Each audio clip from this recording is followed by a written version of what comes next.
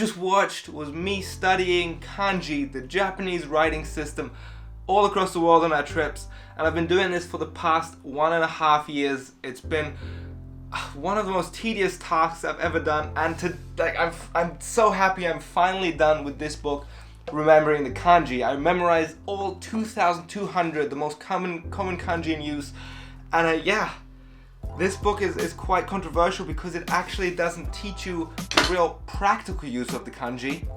So today we're gonna have a fun experiment.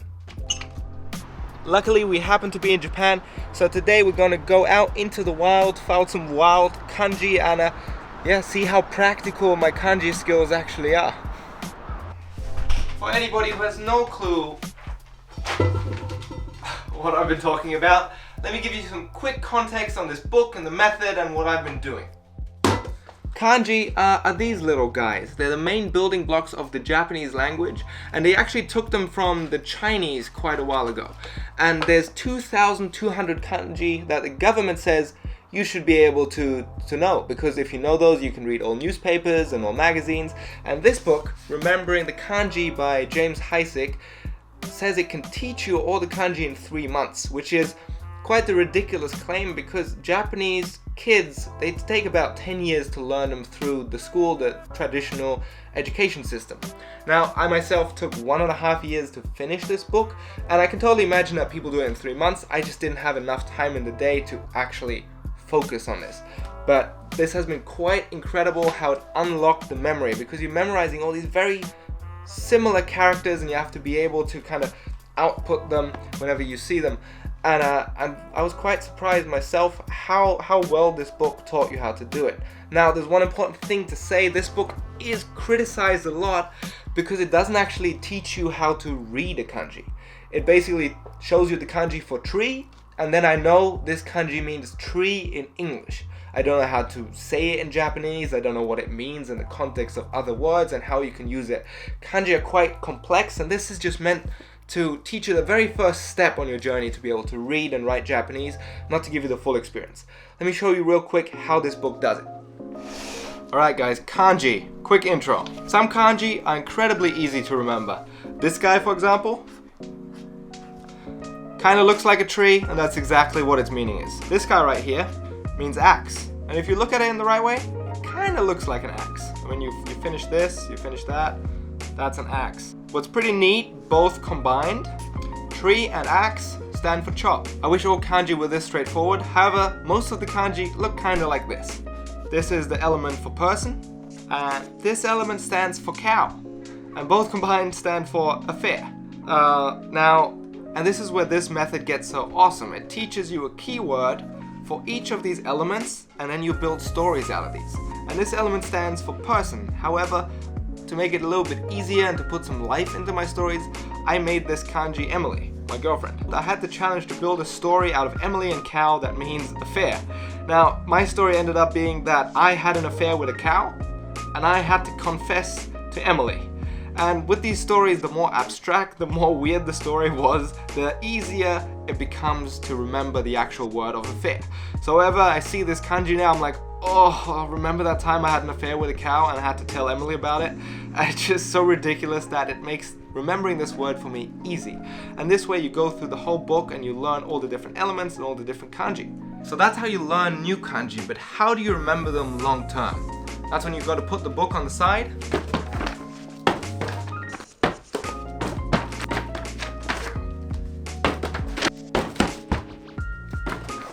Oh, it poked me in my cheek.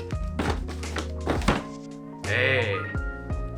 And then you get a spaced repetition app. I use the app Anki, and that will basically test you on your kanji knowledge, and it will do it in a way that you keep remembering it. So it will test me on this kanji invariably, and after reading the keyword, I have to write it out in my notebook.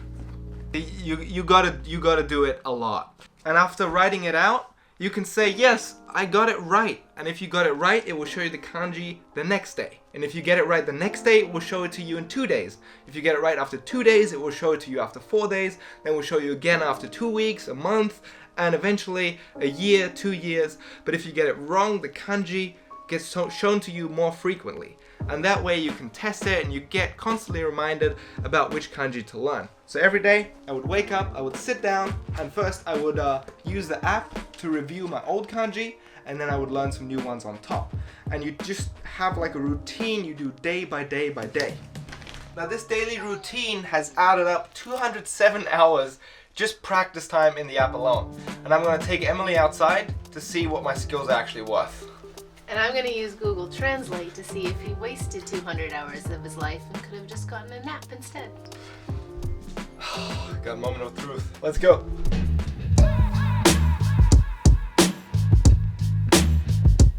Right, here we have number 1. So to figure out what is in this mysterious red box on the street, this kanji means extinguish fire utensil. Extinguish fire utensil.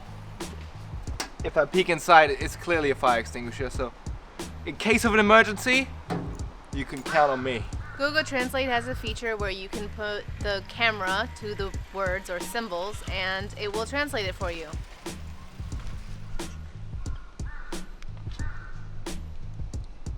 Firearms. Wait, fire extinguisher.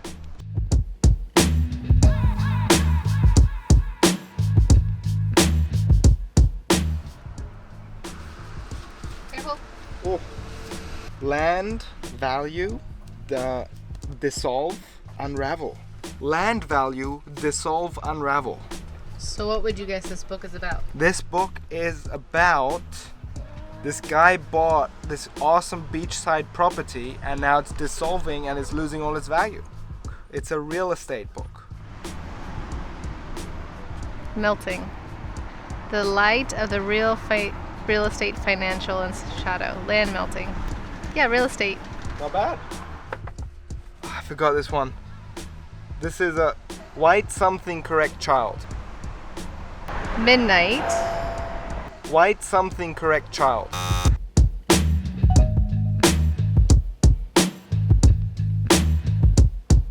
So this is the kanji for mail and this is the kanji for convenience. So I'm guessing this is a post box or something like it. I would have been totally lost without my kanji skills.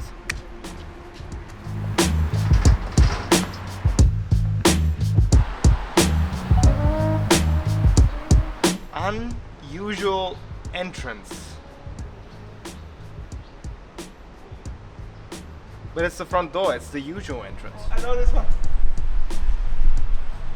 This kanji means stop, success.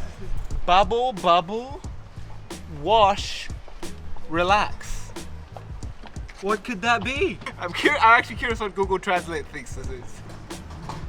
Foam wash.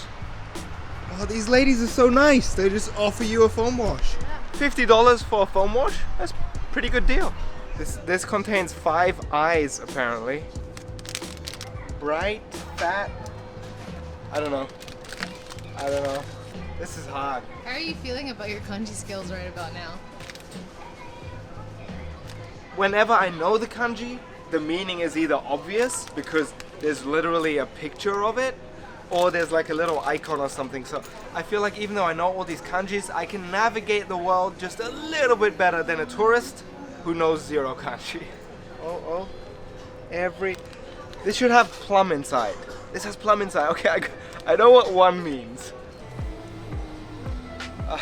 I'm just looking for some reading practice so I can practice my kanji a little bit more. I swear they have really good articles.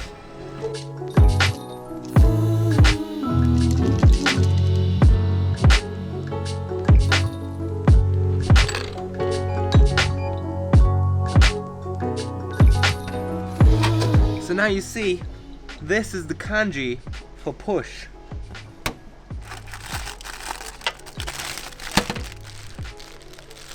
How are you gonna get donuts if you can't read kanji? And if you can't get donuts, how are you gonna survive? I mean, you can't really call it life if you're not eating donuts. You're not really living, are you? So I would say our test was a great failure. As you can see, my real life practical use of kanji is still pretty useless. But also, that is not what this book promised. I would say this book really held what it promised. I do have 2,200 kanji and their English meaning pretty much in my head, and that is incredible because I generally have a pretty shitty memory. Like, I don't even know what I had for breakfast this morning. And I do feel like now with this baseline of kanji, I think I have a really solid foundation to build on. I can already tell everything I'm learning is coming just a little bit easier, and it's kind of good to know that the one thing that seems to be the biggest hurdle for most people learning Japanese is kind of behind me. So now I'm really excited to get a lot more into things that will give me more practical use of the language. So now next I think I will focus on what is called the AJAT method, which I heard about not too long ago, and it's kind of talks about immersing yourself in the language through listening to tons and tons of podcasts and anime and audio to get your brain used to Japanese, and also involves kind of memorizing sentences. You always find a Japanese sentence with just one word you don't know, and then you find out what that word is, and then again you add it into your memory app. So the AJAT method is what I'm going to do next, and I'm really excited. I think it's going to be like a good 2 or 3 year commitment into this language project before I really have some kind of real data on how good this works, but I'm already quite excited and I'm happy. Thank you so much for this book, because without this method, Mr. James Heisig, I don't think I would have ever managed to cram this information in my brain. And yeah, if you want to learn kanji, I do think I recommend it. I haven't seen any other method that is as efficient and easy and fun. Of course, everything I talked about, I'm going to put the links for you in the description. The kanji book, the AJAT, some other videos I found helpful about Anki and repetition and memory. And check it out if you're into learning Japanese. Good luck. And yeah, follow this channel, subscribe for more videos, parkour, jumping around, exploration, travel, and some Japanese. New obsession, hobby. Alright, so now I'll have to say goodbye and get back into my studying. Please, I need some privacy. Turn off the camera.